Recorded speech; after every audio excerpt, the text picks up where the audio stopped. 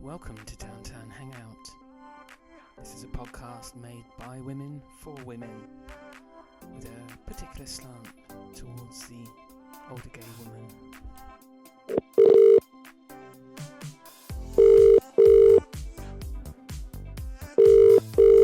Good morning, matey. How are you? Good morning, matey. I'm good, thank you. I think the weather is so bad that... I know, it's awful. It's unbelievable. It's like the end of times, the amount of rain we've had. But my phone signal is only on 2 bars instead of full because of the bad weather. Okay. So this could be problematic. We'll see. It was terrible earlier. It was absolutely hailing it. Well, not hailing it, but it was just pissing it down and so windy. It's a bit better now. But what is it like? I mean, even last weekend the rain was unbelievable, and it's like the most rain we've had in a long, long time, years. Yeah, and it's flooding. Down, it's flooding around. At least you're not in Hebden Bridge, matey, because it's probably very wet there. I am if it's wet down here. I imagine so. Yes. What have you done with your sister? Have you sent her out? Have you sent her out? No, she's gone off to work for a couple of hours, but basically, I know that she closes the door and then you hear the car rev up and drive away, and it's like all of that would have been recorded. So I just think, wait till she goes and it's quiet. Welcome to Downtown Hangout. This is a podcast that does come out more than once a year. Huge apologies for the delay in getting another episode out. We've had 2 failed attempts recently, haven't we, matey? One when I was in Bulgaria, we video recorded it and it just was awful. Yes. Yeah, and it's like we were just staring at each other and it looked odd. And then the last time I completely fucked up because I didn't notice that your channel wasn't recorded. So the whole podcast was just me, which was a bit duh.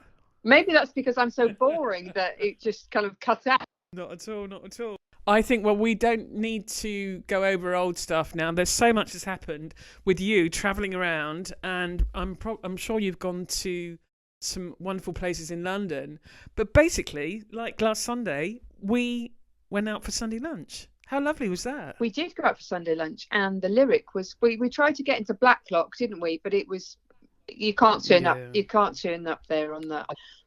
So that was fully booked. But then we went down to the lyric down the road on Windmill Street. Had a lovely Sunday roast. Absolutely, it was indeed stunning. Now I'm just going to check my connection because you keep breaking up again. There we go. It was a really good Sunday roast. Wasn't it? Really good. It was nice, and because you couldn't book there, it didn't seem. I don't know if that was a one-off, but they cleared the tables from the previous covers that they had, and we just went upstairs, and it was cute. Nice wine, really good, really big stuff. Yeah, Rick was nice. That was nice, and then but we had a problem afterwards, didn't we? We wanted to find a bar for. I say a nightcap. It was late afternoon, but we couldn't really find anywhere on Sunday that was open where you could have a decent glass of wine. We went into that bar Soho 21 or something. You tried the wine and it was corked, I think. Oh, it was rank. Awful. Yeah, it was awful. And it would probably cost 20 quid a glass in there. That was disgusting. But the only rosé they had was Whispering Angel. And we kept walking, didn't we? Where did we end up?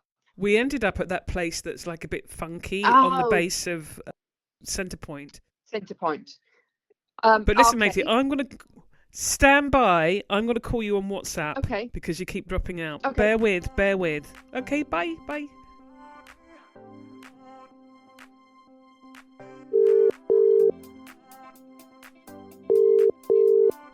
Bonjour. Hello. Let's see how we go with this. Ooh, speak to me.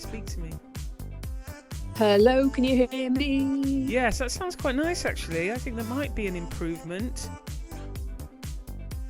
Okay. Oh, I suppose because it's internet. We've got a bit more connection than you have with the phone. I don't have Wi-Fi here. We don't use Wi-Fi. So this is literally using the data from my phone. It's always better audio quality than just like the straight through on the iPhone. So we'll see. Okay, well, we'll give this a go. Gosh, you sound like you're in a professional recording studio. Oh, okay. Well, that's. I've got my phone resting on the top of a Joe Malone box. How classy! So maybe that's why. Maybe that's why it's a bit classier than normal. I feel the need because it's more at my. I feel the need to do this. Level. I feel this deserves this. Hold on. Oh, nothing. But my jingles are not working, so I'm not even going to try because it's so. What's that? Was that a jingle? Ah, we like your jingles. But yes, Joe Malone, propping up your phone. That could be a song, actually. I don't know. Oh no, I do know where I got this Joe Malone box. It would be a good song. Fee's friend Amanda bought us a nice Joe Malone. What are those things you put sticks in? Oh, diffusers. Not diffusers. Yeah, mm-hmm. Yeah, it's a diffuser, I think. It's lovely. There are some nice fragrances at Joe Malone, aren't there? And it has lasted for ages, and it is still quite a strong smell. So I guess that's what you pay for, the longevity of the smell. But absolutely. The box. Although I do feel that the wonderful Aldi that produces those complete rip-off hand washes and candles have sort of spoilt that brand for me, because you can get that hand wash shower gel kind of thing for about £4, which is rather lovely. How did they get away with that? I don't know. You only got Joe Malone's lawyers been all over them. Even the box is so derivative, but I don't think they sell cologne. Really? Okay. Well, if they hand washed and shower gel and candles, that's all right, isn't it? Because I think it's the diffuser that it probably wouldn't last so long, would it? If you got a fakey one. Well, we'll have to test it out. It's being useful as a box anyway to hold my phone. Yes. So yeah, we did have a nice Sunday lunch out, didn't we? Yes. I'm trying to think what else we've done. Now I know that you went away for this lovely tour in Europe of Spain and France. Yes, we started flew to Valencia, and then spent 5 days there meeting a couple of friends. And I loved Valencia and the lovely little restaurants and bars, and just the old town was just so nice, and a nice vibe to it as well. And stayed in a lovely Airbnb, wasn't too pricey. And then went from there up then got the train back to London via various stops. So went from Valencia to Barcelona in a couple of hours on the train. And then we stayed there for a couple of nights and found a nice few places. Barcelona was obviously a lot more touristy and busy. And I don't think other than the architecture, obviously, in Barcelona, the Gaudi architecture is lovely. But I do prefer Valencia. But there were lots of nice little bars and restaurants in Barcelona, which are worth going to. Spent a couple of nights there, and then got the train, a bit of a long-winded train because there were delays, but not a problem, to Lyon, and spent 3 nights there with our friend Susie. Very good. And the food there was lovely. And so many restaurants. I mean, it's crazy the amount of restaurants in Lyon. You've been there as well, haven't you, matey? So Indeed. You know the score. I went out there to watch some women's football. The World Cup, wasn't it? Was it World Cup or the Euros? No, World Cup. World Cup. Oh, that was the same year that me and you went to Paris, wasn't it? But you went later on with Catherine to Lyon. Yes, because I was at the beginning. I went to the opening match. We saw the opening match, didn't we, together? In Paris. With Catherine. Opening match. And then I flew out for the final as well. It was the final. Yes. Amazing. Who was in the final? USA, I assume. USA, and I honestly can't remember. Was it the Netherlands? I can't remember the other team. Possibly. I was just watching Alex Morgan, I think, and Rapinoe, trying to not get annoyed by them. Both retired now, so you can watch them again without getting wound up. I mean, not watch them, but watch the team again. And I think Aislinn Harris would have been in goal at that point, I'm sure. Wow. Yes, she was certainly part of the big celebrations after they won, I now recall, actually. Yeah. So was she Yes, the main so- goalie or was she the sub goalie? I could never kind of work out. I think she was the main goalie. I think she was the main goalie for sure, but who knows?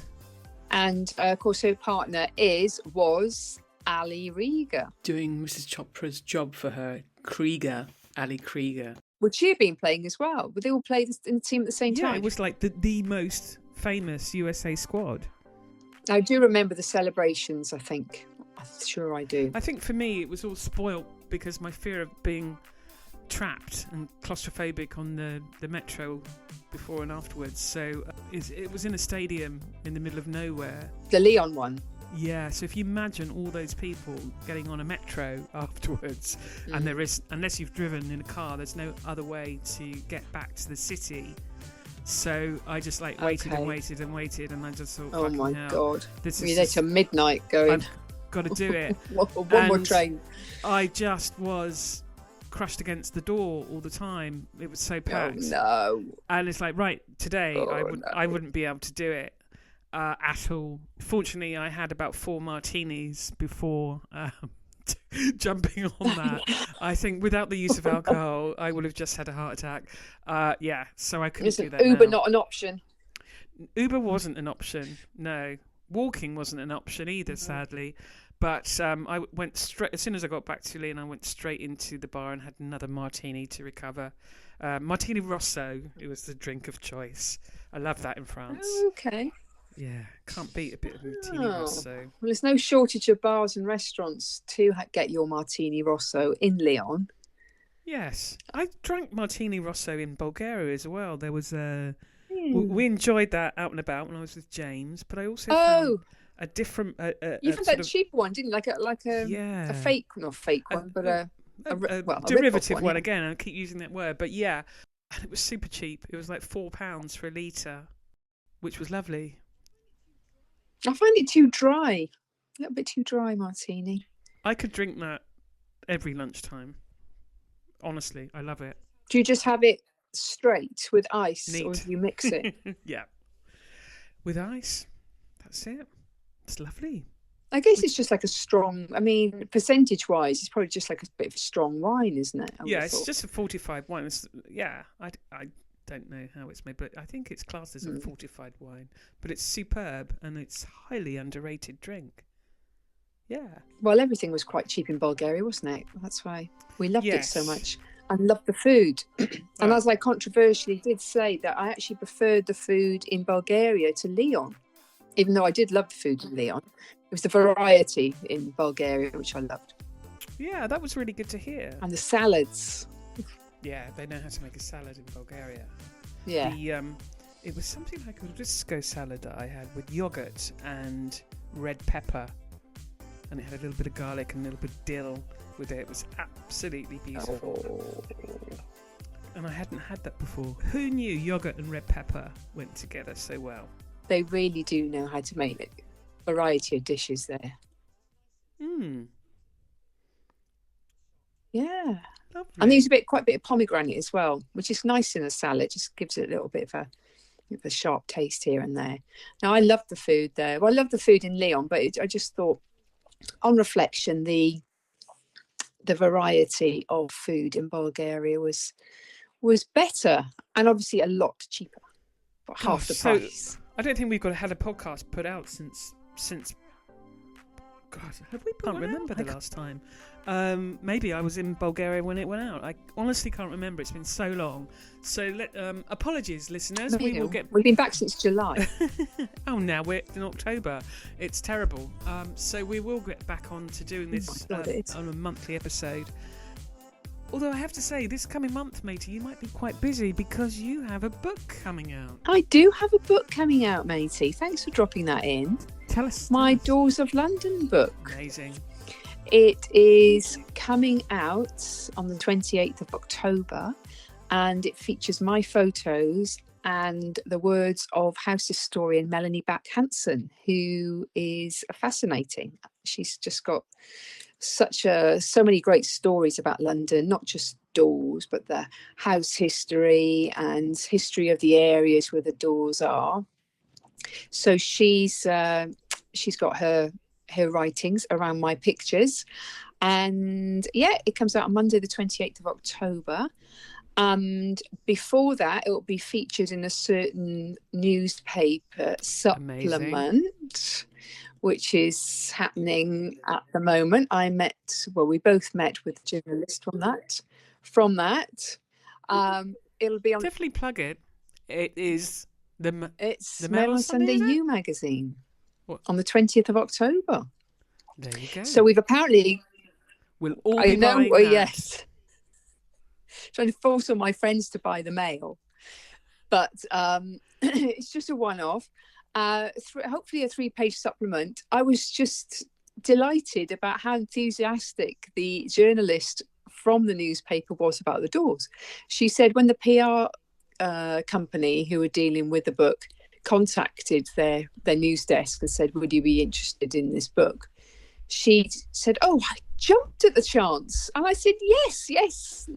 Don't give it to anybody else. We want it. And Amazing. Then so we met her on Monday. Wow. I think it was Monday.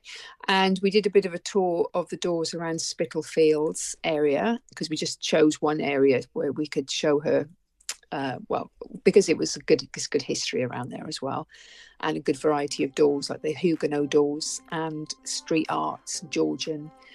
So to have Mel with us talking about all the historical bits of the area was amazing, because she would pick out little details about the journalist would be asking her lots of questions about the history of the door and door knockers and letterboxes. And one fascinating thing she said was, when would the letterbox have come in? I can't remember the exact date, but Mel said in the olden days, I suppose we're talking pre-18 something or early 18 something, if you sent somebody a letter, the recipient of the letter would have to pay for it when the postman or post lady will knock on the door and say, here's your letter, give me your money, you can have your letter. And so post boxes weren't needed because nothing was put through the door. But then when the stamps came in, that was when the letterboxes came, because obviously you didn't need to get money off the recipient of the letter when you knocked on the door. So the letterbox came in, so the letter went straight through the door. That's amazing. Who knew?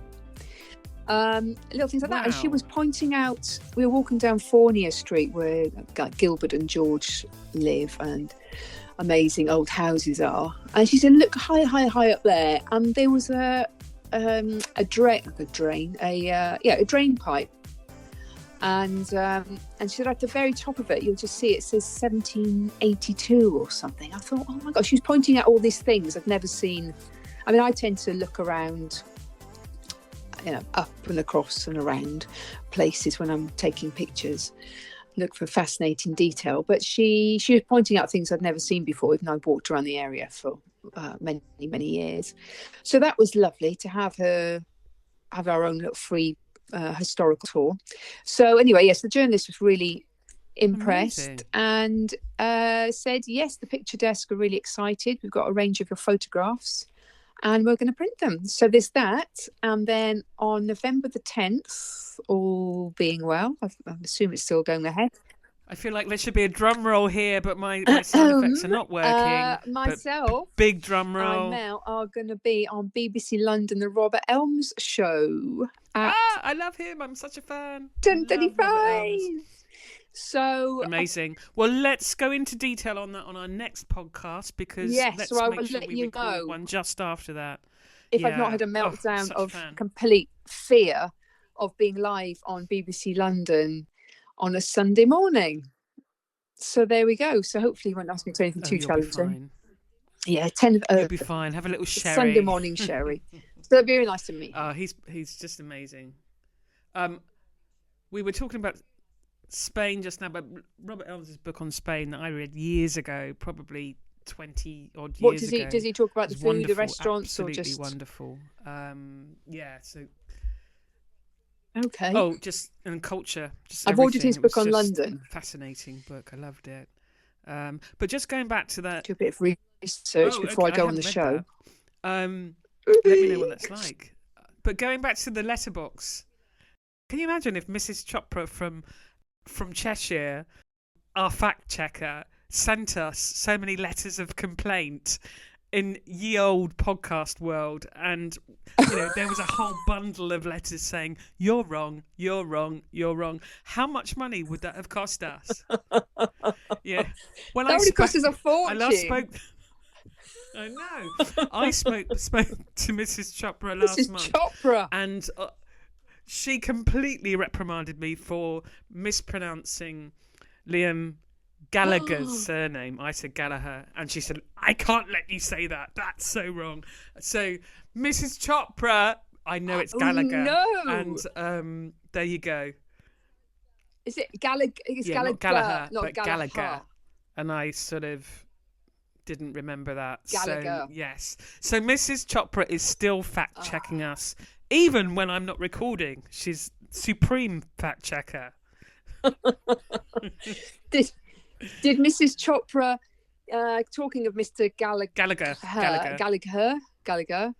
did she get Oasis tickets? I don't believe. Well, Mrs. Chopra saw the Gallagher brothers way back when, so she doesn't need to go and see them again. She's already been. Cool. She used to go to so many gigs. She doesn't need to join the youngsters. But as you know, I went to Lloyd Cole a couple of weeks ago. Saw an acoustic set by Lloyd Cole. Yes. Mrs. Chopra said, "Oh my God, we must start going to gigs again." I thought, yes, absolutely, that would be lovely to go to some sort of classic gig. Yeah. Gigs that you can get tickets for that don't cost not the things earth. Like Coldplay and Lloyd Cole was Oasis. £44. Yes. Everything's so expensive now. £44. I bet that's with a booking fee as well. I think possibly 47 with a booking fee. But it's funny, I was actually listening to something in the early hours this morning when I couldn't sleep. I was listening to how and why ticket prices have increased over the years. And basically that whole, what happened with the Oasis, that dynamic pricing. Yes. Basically, if there's a huge demand, that dynamic price kicks in. But if so they have people on hold in the queue, and then they're assessing, they're sort of basically doing their analytics on the volume and thinking, okay, let's increase the price. But we can do if this. The demand isn't there, they don't do it. But that's an agreement between something like Ticketmaster and the band and the management, presumably. It's not. Nope, it's not. It's not an agreement with the band. It is purely from Ticketmaster, who merged with One Nation, and apparently. So who benefits? Well, Ticketmaster. That's what I heard this morning, but admittedly it was 4 a.m. So I will fact check myself on this. Wow. I mean, you'd think Oasis would be, come on, you're making extra money. I'm sure they've made quite a bit of money anyway, but maybe they do get a bigger cut if it's like a percentage deal. But basically, the decision to do the dynamic pricing is purely Ticketmaster. It's nothing to do with the band. Yeah, wow, which is terrible. My God, because wasn't it were they doubling the price? Yeah, completely.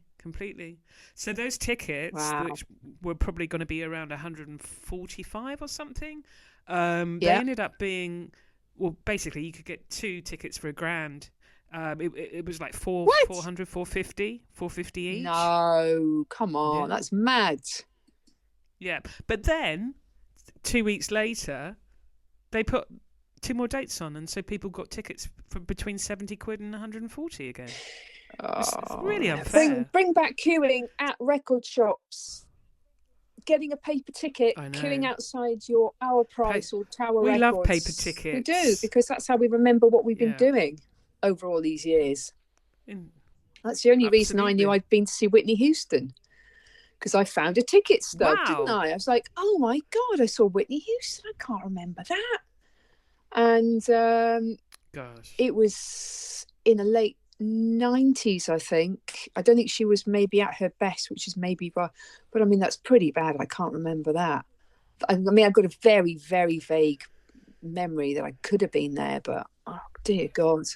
Yeah, I mean, God bless her. I'm so sorry, Whitney. I mean, she'd be horrified to hear that.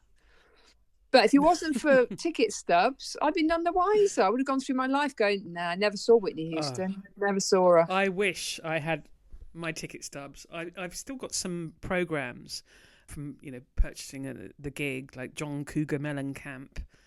He was brilliant. 10,000 Maniacs. Oh, yeah. Bruce Springsteen. Oh, we love Bruce Springsteen. Born in the USA tour. I saw that as Wembley. well. I saw the one Born in the USA at Wembley in the 80s. Yeah, in the 80s. I went 2 consecutive days. Oh my gosh! Can you imagine? We were probably there at the same time. I did have my Born in the USA T-shirt, but I've lost it now. I mean, it's been lost along the way. I think it was sleeveless as well. I mean, it was real kind of loved it. Lorry driver sort of. Def Leppard was another band I saw a couple of times. I loved Def Leppard. Oh my god. Def Leppard. I've got to confess, I would not be able to name a Def Leppard song. I don't. Matey, I'm going to send you Animal later on. Okay, and Photograph. They're just brilliant. Were they heavy metal? Metal pop, I would describe them as. Sort of quite light metal. But they were, they were huge in the States. Absolutely. Are they an American band? No, they're from Sheffield. Yeah. Are they? So massive band in the 80s. They did incredibly well, and they're still going. They're still touring, still going strong.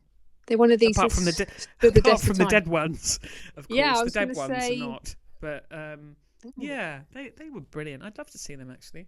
Well, you may get more luck.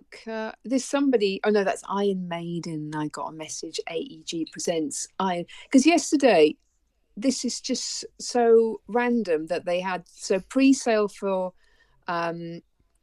Coldplay, pre-sale. Did you get Kylie. Tickets? Did you get tickets? I didn't, but Fee's friend Amanda had 2 extras, so we are going. Oh, there you go. Yeah, there you go. She got them for the September.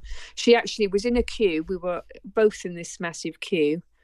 And it seems that she came out and found out there was a new September gig, and it seems that she got 6, or she overdid it anyway. So she's called us and said we can have the other 2.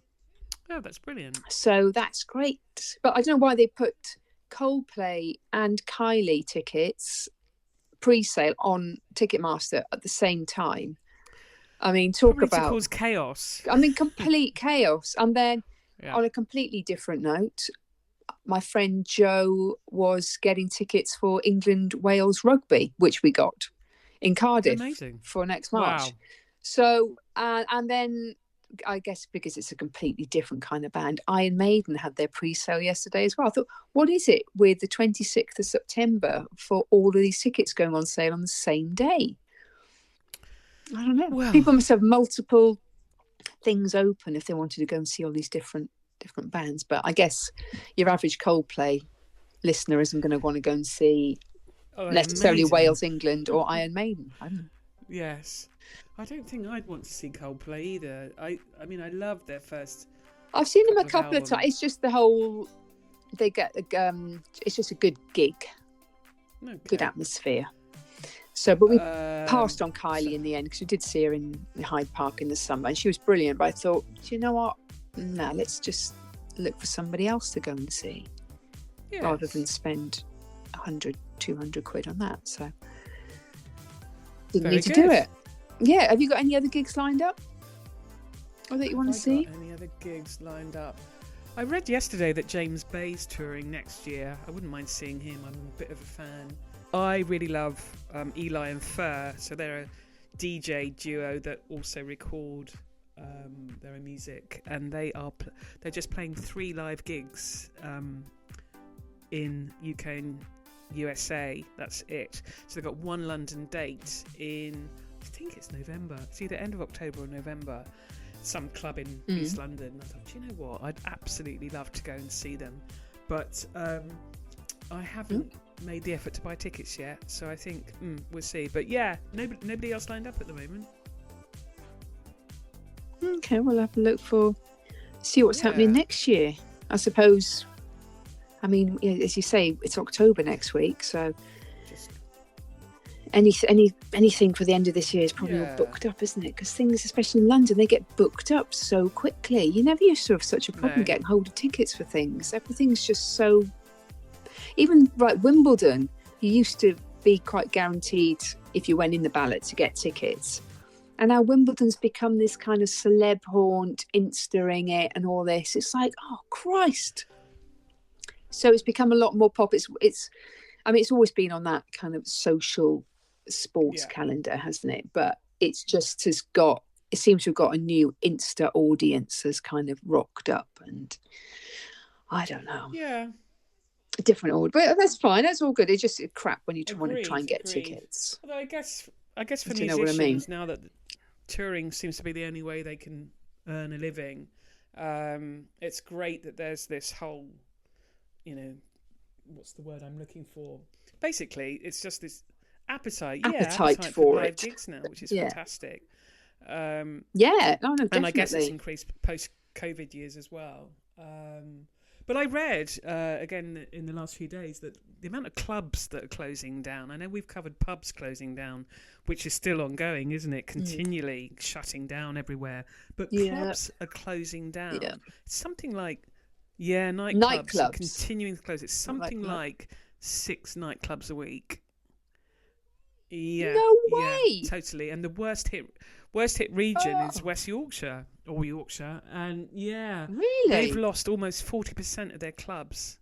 And no way. Oh my god, why is that? Is that it's obviously running costs. It's those, and people not going out clubbing, or not on the opportunity if there's nowhere to go clubbing. It's the costs, really. So it's quite awful, that whole industries down the Swanee. Oh, what a shame. If you think about the rent, we all know that rent hikes going on everywhere, and I think that clearly has something to do with it.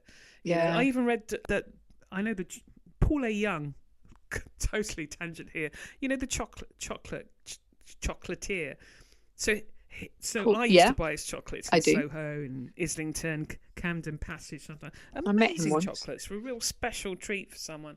And so he closed down. No way. Yeah. He's closed his shops. I think it was last year. I didn't know that. I took pictures of a couple of his shops for a foodie book. They're absolutely beautiful and such a huge business. And he couldn't afford the rent hike. No, so I remember his shop in. His shop in Camden, and he had a shop. I think it was on Wardour Street. Yes, that's right. Yeah. Oh, it's closed down. Totally closed down. Shit. So I don't know where we're going in this country with all of this. There's so many places. I'm sending you Instagram posts all the time about foodie places, and it's like, wow, London is incredible. But then it's like, how long are they going to last? Because yeah. You just don't know, do you? Just don't know. It's all so expensive here. It is. It's I mean, when you're getting the about £8 a pint, or 12 quid for a glass of wine, and the rest, things like that. It's totally. It's mad. So that's why I rarely go out. It's mad. It's just so. I mean, it's if you go out when you used to go out for lunch or I know for dinner, it'd be about 25 quid average, but now it's easy 50. Yeah. And that's without having a big night out. That's just if you just popped out. By the time you've had a couple of glasses of wine or beer with your meal, which is on average now about 25 quid for a main meal, you're talking like 50 quid. It's mad. So, by talking of restaurants, matey, you would like this. When I was in Lyon with David and Larry from San Fran, they've been to Dominic Cren's restaurant a couple of times. Very good. She's got. I vaguely remember you saying that you were a bit of a fan. She's got a high-end restaurant in San Francisco, but also a bistro. Well, she used to have a bistro, so I don't know if that's changed in the last few years, of course. But they went to the restaurant and they said it was amazing. Wow. Okay. She's married to the beautiful Maria Bello. Is it Maria I know Bello? that name. Bello.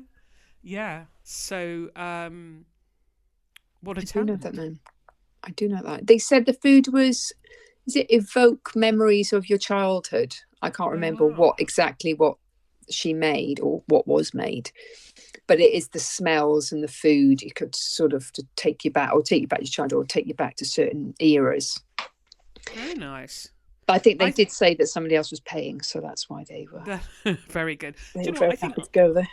I'm the only person I know that hasn't been to a Michelin-starred restaurant, and it doesn't really bother me because I much prefer a more low-key, relaxed place, you know, and having sort of more humble food. So I would have opted for her bistro if I'd been in San Francisco. Yeah, I don't blame you.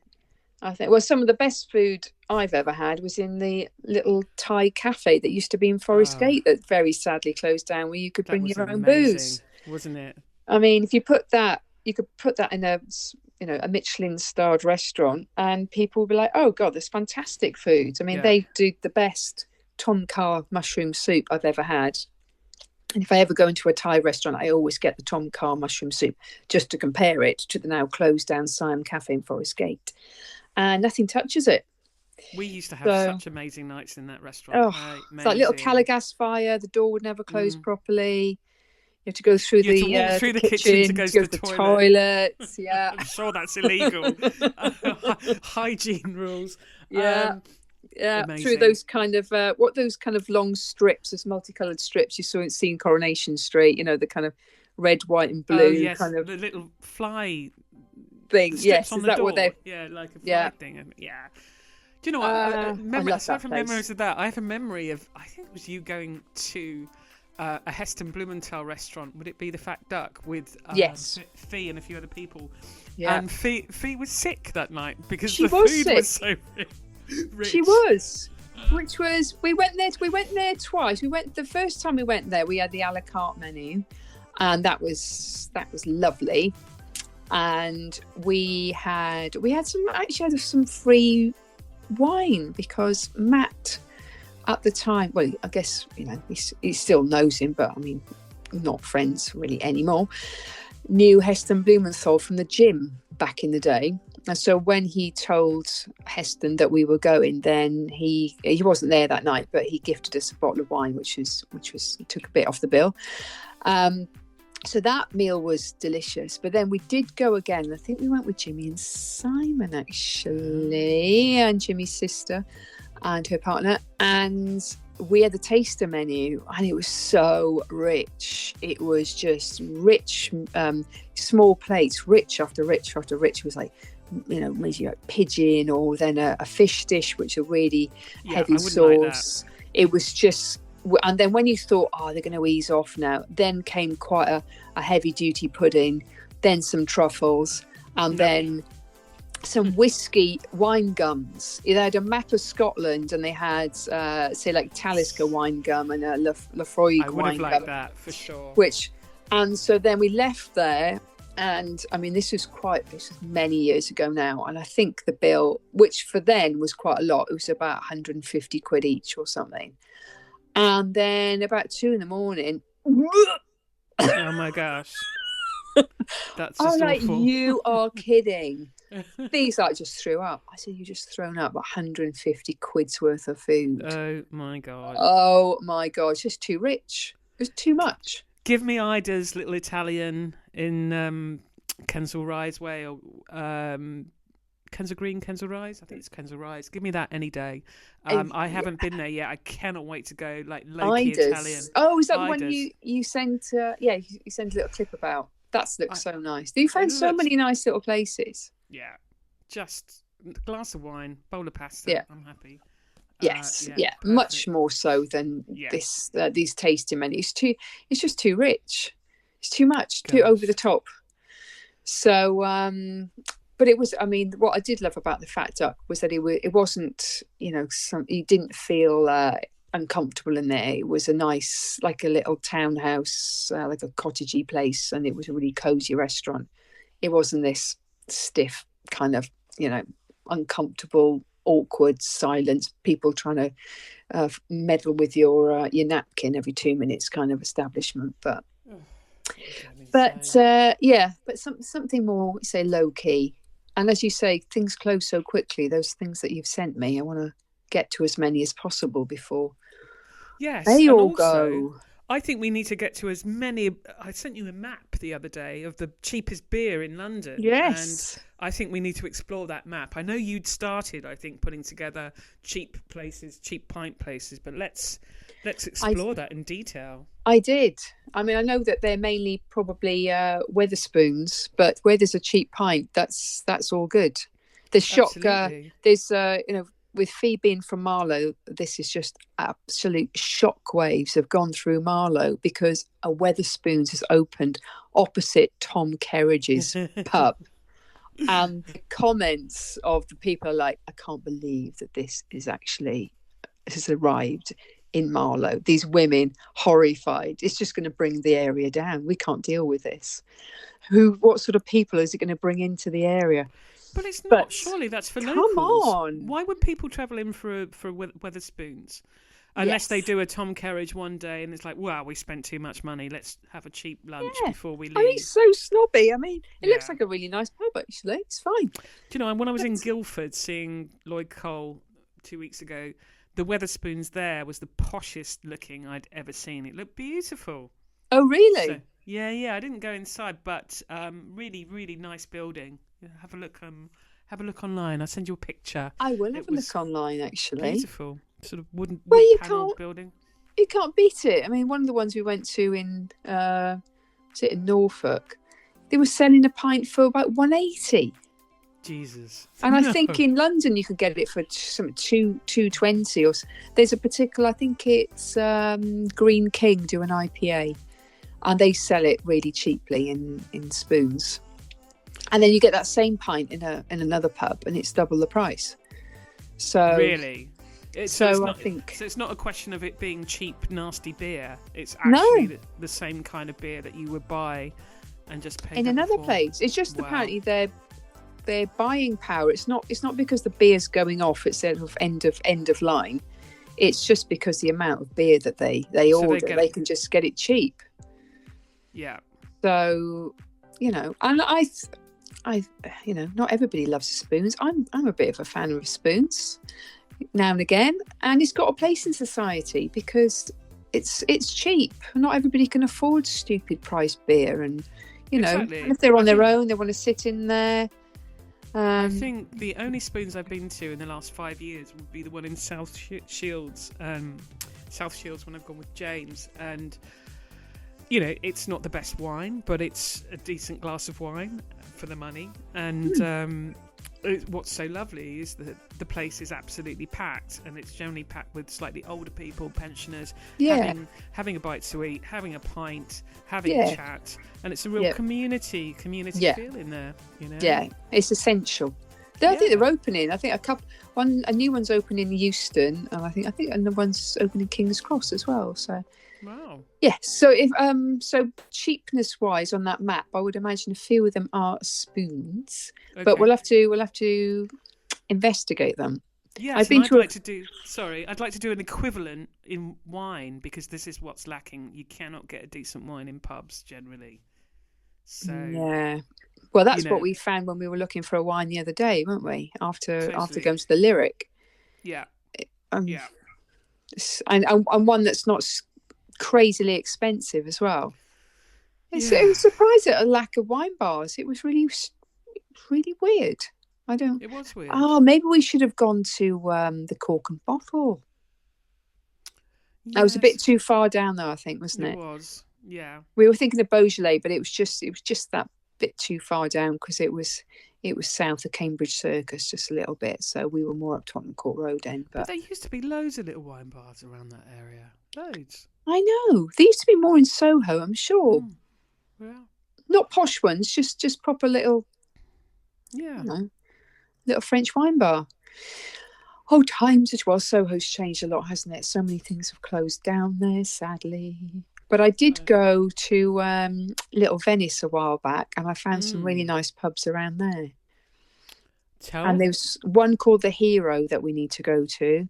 I went from Paddington and walked down towards Little Venice, and then had lunch at a place called the Waterway, which is I think it's like Little Venice Maida Vale area. And that was lovely. Really nice Sunday roast there. And the Prince Alfred as well. which is also in, I think that one's in Maida Vale.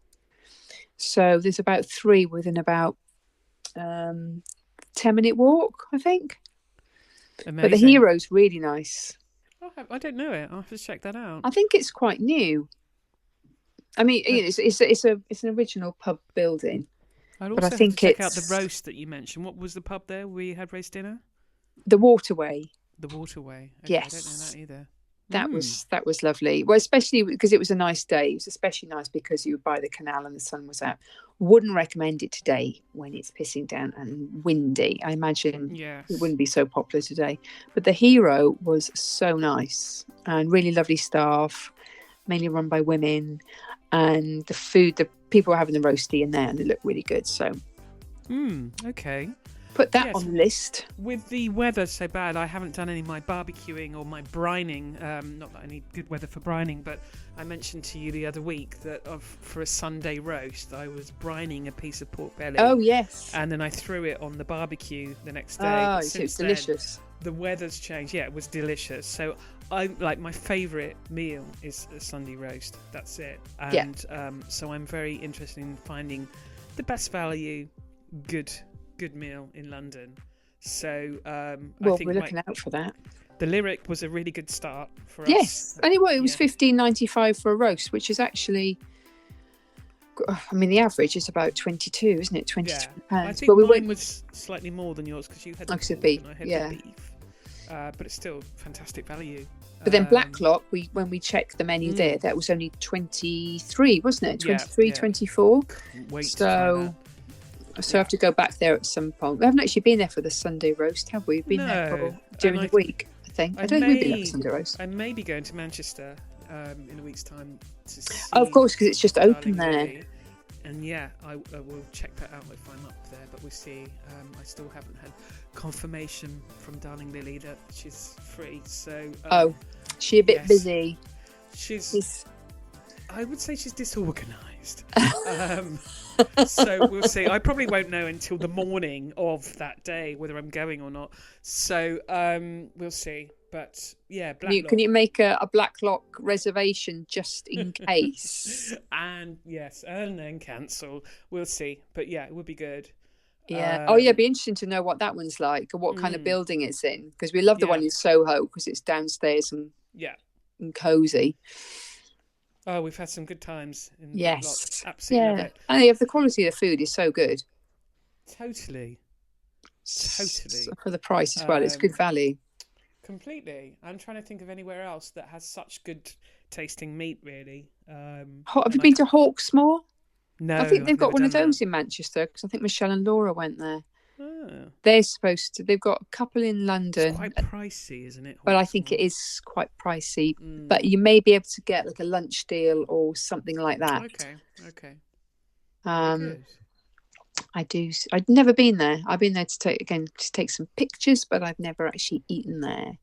But the Shoreditch one's got a nice bar attached to it as well. So I think they've got a restaurant in Seven Dials in Covent Garden. Wow, okay. Which looks nice, but it's on one of those lists of places to go to. I used to go out to Seven Dials all the time to the Box way back when. Sort of late 1990s was always being. I used to love the Box bar. Did you sit upstairs or downstairs? I always seem to sit upstairs. There were two different bars, weren't there? Downstairs. That was a great place. And then Freedom. We went past Freedom Bar, didn't we? It's closed down, wasn't it? Yeah. It's said being refurbished, but to us it looked like it's like closed down because there was no door for any tradespeople to go in and do it up. I may have to look that up actually. Yes. I'd be quite surprised because I thought that was quite popular, but I mean, the Edges closed down. I mean, if that closes down as well. There's a few boy bars, aren't there? Like the Admiral Duncan and Compton's and the Yard. And is it the Yard? Yes. The Yard is still there, Shadow Lounge. Gosh, I haven't been to Shadow Lounge for bloody years. I think Shadow Lounge. I don't think I can ever find it when I'm sober. I think it's at the end of Brewer Street. What's that one right at the end of Old Compton Street? That's not the Yard, is it? Oh, I can't remember what it's called.